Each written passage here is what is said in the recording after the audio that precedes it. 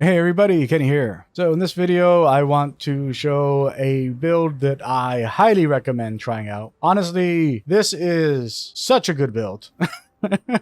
Like the Inquisitor build that I showed, it was very interesting, but not really viable. This is all kinds of viable. What I have going here is, this is my updated Slayer build.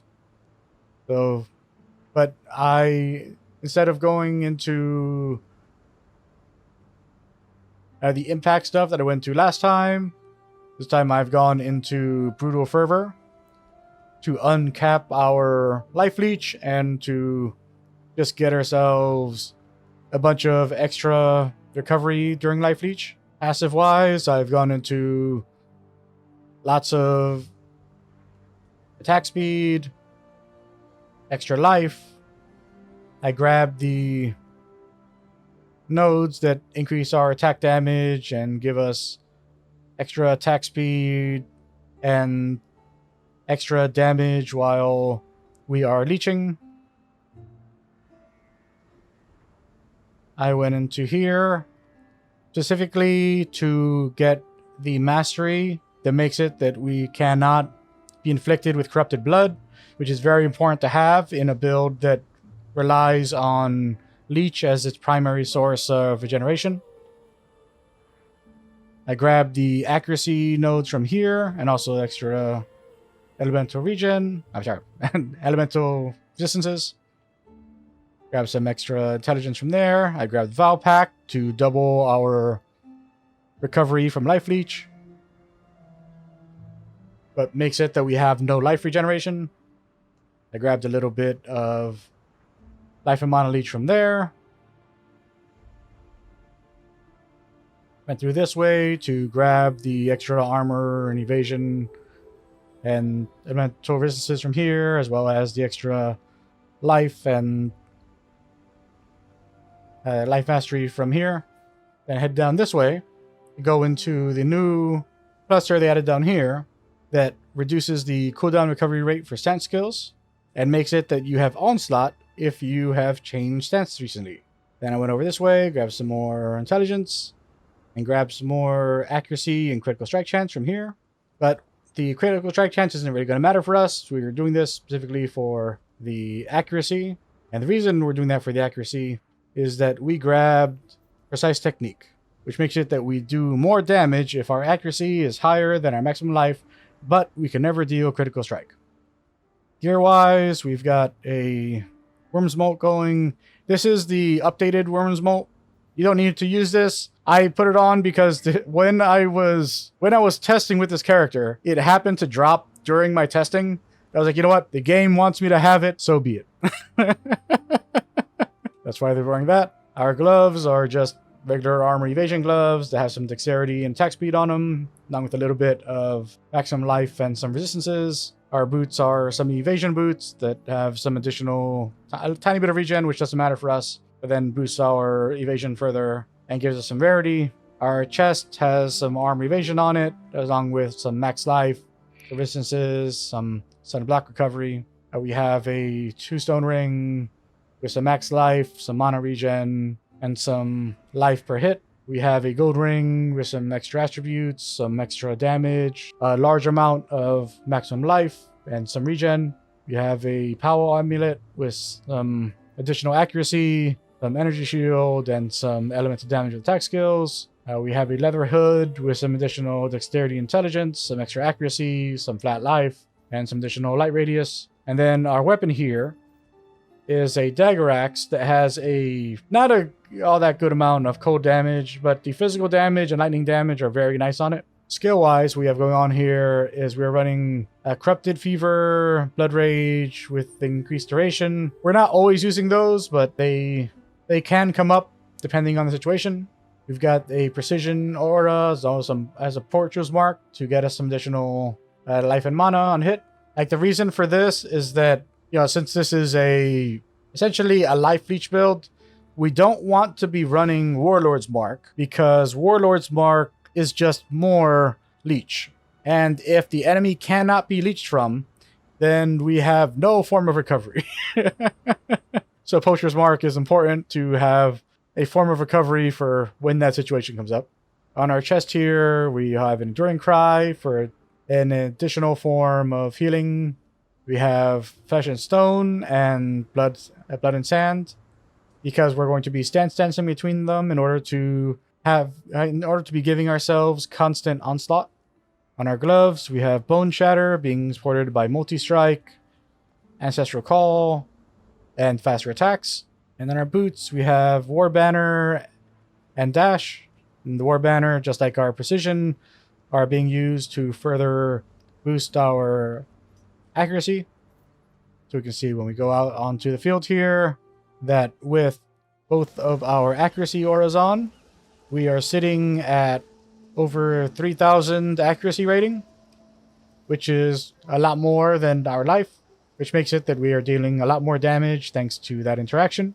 And then we have both Blood and Sand and Flesh and Stone running. Right now we're in Sand stance, but the stance we're in doesn't really matter. Like, the point is that, so this is as fast as we attack, and then I can't do this just yet. then by switching our stance, like, we make it that we are going much faster. And we can just do that anytime we want. Now to see in action.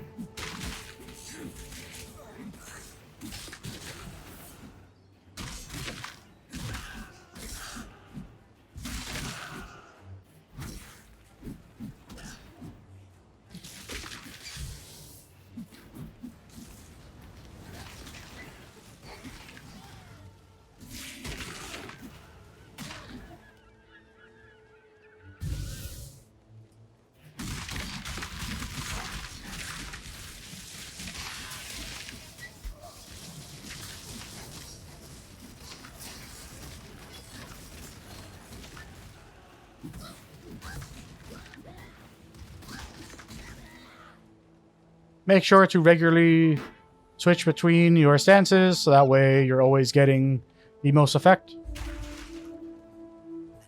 goodbye.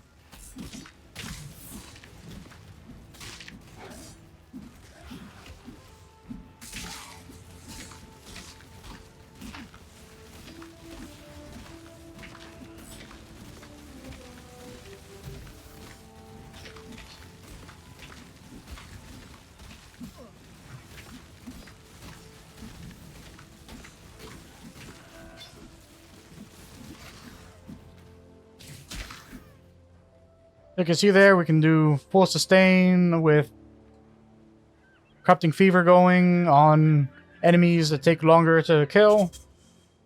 And then if need be, we can go and pop Blood Rage as well. And get us some additional leech when needed.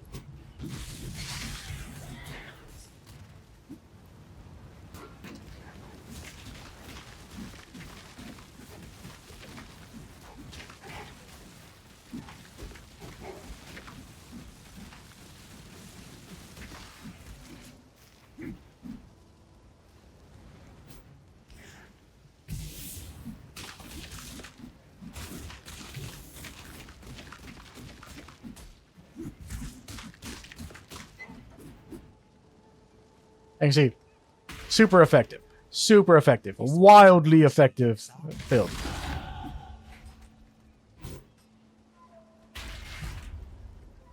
This'll do. That's all.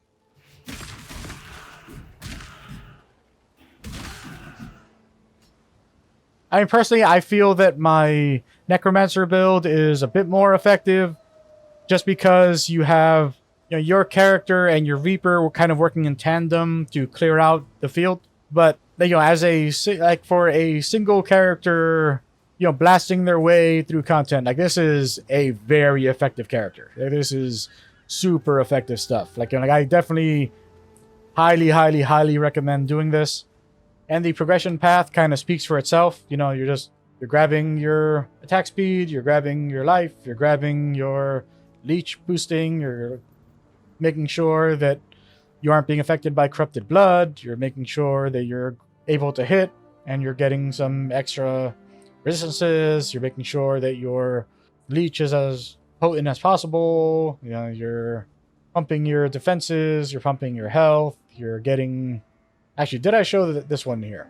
I might have skipped this one by accident. Yeah, I think I went straight for this one because I was I was focused on showing the onslaught thing that I forgot to mention this one here.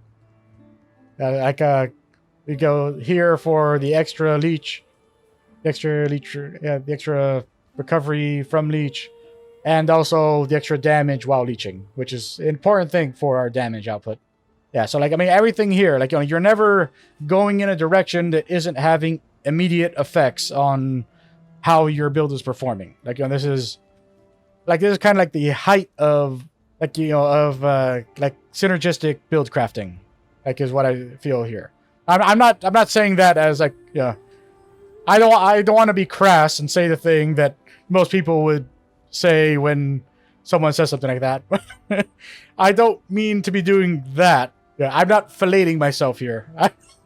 I just mean that this in a, you know, in an objective, when you put together a build that is always doing something that feels like you're making progress in the build, you know, like I'm not doing any long runs here where stuff isn't happening for a while. Like, and there's always something, you know, something big going on each time you choose to, you know, go to your next thing, you know, like you're never going more than like 3 or 4 levels without any progress towards something.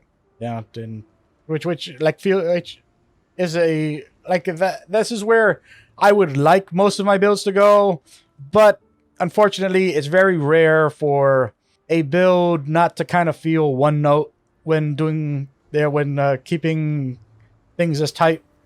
Like, this happened to work out really well because of all the changes, but, you know, for the most part, like, you know, like if you were to do something like this, it would feel like, you know, you're just doing like a simple build for the purpose of getting to content, of getting to, you know, to end game content, rather than just getting through, just getting to the build you want to be using. Highly recommend this. Very cool build.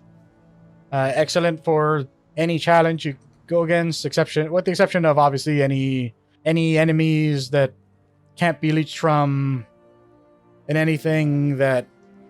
So I don't know for sure this exists, but I'm pretty sure it does.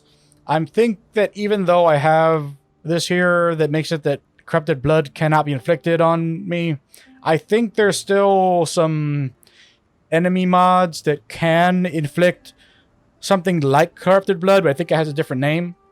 And so you'll still get that and die really fast if you happen to encounter that particular enemy. But aside from that, I think that, you know, this will take you really far. Anyways, that's gonna be it for this. If you enjoyed this video and found these tips useful, I appreciate doing all the YouTube stuff. Like, comment, subscribe. Until next time, Ve Victus, Virus and Numeris, and bye.